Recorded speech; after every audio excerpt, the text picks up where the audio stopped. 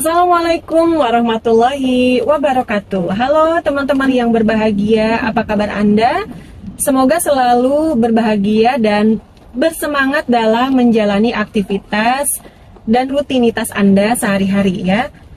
Selalu positive thinking ya, agar energi dan vibrasi positif dari Anda memantul ke semesta dan pada akhirnya akan kembali kepada Anda, kepada kita dalam bentuk apapun yang membuat Anda bahagia, berkelimpahan rezeki ya. Oke teman-teman, di video kali ini saya akan membahas mengenai ciri-ciri orang yang sedang berbohong. Setidaknya ada 8 ciri yang akan saya paparkan di sini mengenai ciri atau orang yang sedang berdusta atau berbohong dengan kita ya.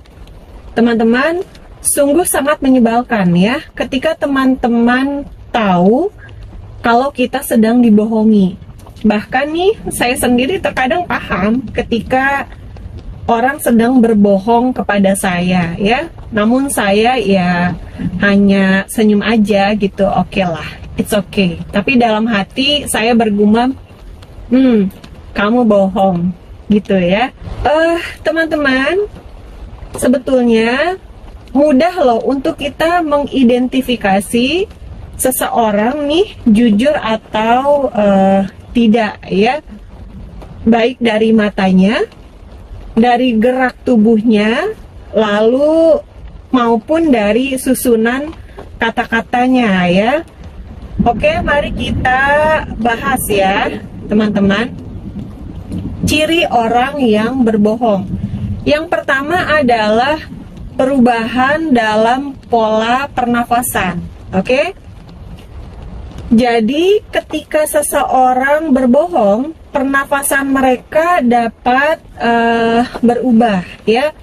Mereka mungkin bernafas lebih cepat atau lebih dalam ya dari biasanya karena adanya ketegangan atau kecemasan yang meningkat ya. Yang kedua, gelisah atau tidak nyaman. Orang yang berbohong cenderung menjadi gelisah atau tidak nyaman secara fisik ya. Mereka mungkin bergerak-gerak ya, menggigit bibir atau atau mengepalkan tangan mereka ya, sebagai tanda bahwa ia sedang dalam kondisi tegang dan cemas. Kecuali ya, ini terkecuali ya, orang yang sudah sangat profesional, misalnya seorang penipu kelas 10. Agak susah memang ya mengidentifikasi lewat cara ini, cara yang kedua ya. Oke, lalu ciri ketiga orang yang sedang berbohong adalah terlalu defensif ya. Jika seseorang bereaksi secara defensif atau agresif saat ditanya tentang sesuatu yang relevan dengan kebohongan yang sedang mereka tutupi, hal itu bisa menjadi indikasi bahwa mereka sedang berbohong ya. Mereka mungkin akan membalikan pertanyaan atau menuduh orang lain untuk mengalihkan perhatian ya. Lalu selanjutnya atau yang keempat adalah ketidaksesuaian antara kata-kata dan tindakan. Orang yang berbohong cenderung tidak konsisten antara apa yang mereka katakan dengan apa yang mereka lakukan ya. Ada perbedaan yang mencolok antara ucapan mereka dan tindakan nyata yang mereka lakukan. Yang kelima adalah ketidakteraturan dalam detail cerita ya.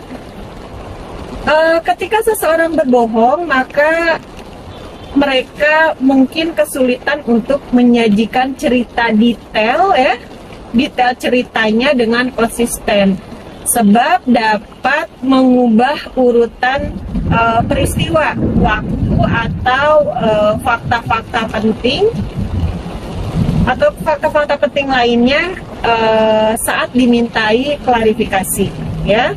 Lalu yang keenam, kontak mata, kehilangan kontak mata. Salah satu tanda umum ketika orang berbohong adalah menghindari kontak mata, ya. Orang yang sedang berbohong, teman-teman, cenderung tidak nyaman ketika menjaga kontak mata yang tahan lama, ya, karena merasa bersalah atau takut terdeteksi, ya.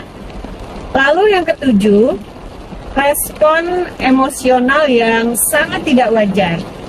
Saat seseorang berbohong, respon emosional mereka mungkin tidak sesuai dengan situasi mereka, ya. Mereka mungkin terlihat tidak terpengaruh atau malah terlalu berlebihan dalam mengekspresikan emosi sebagai upaya untuk menutupi kebohongan mereka, ya. Lalu yang terakhir, ciri orang yang sedang berbohong adalah kesalahan dalam mengingat, ya.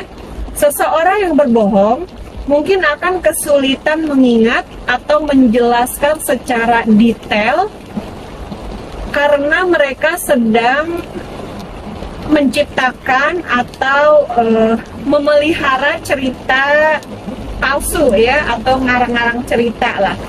Mungkin mereka memberikan versi yang berbeda-beda dari cerita saat ditanya kembali, ya.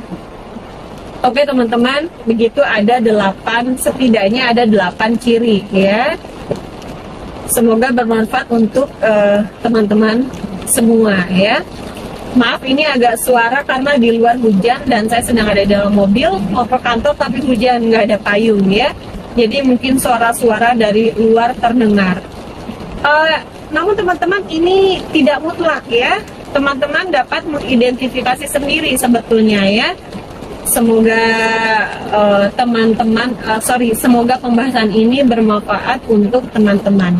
Dan ingat, jujur itu lebih asik, nggak capek, ya, nggak harus mikir ngarang-ngarang cerita.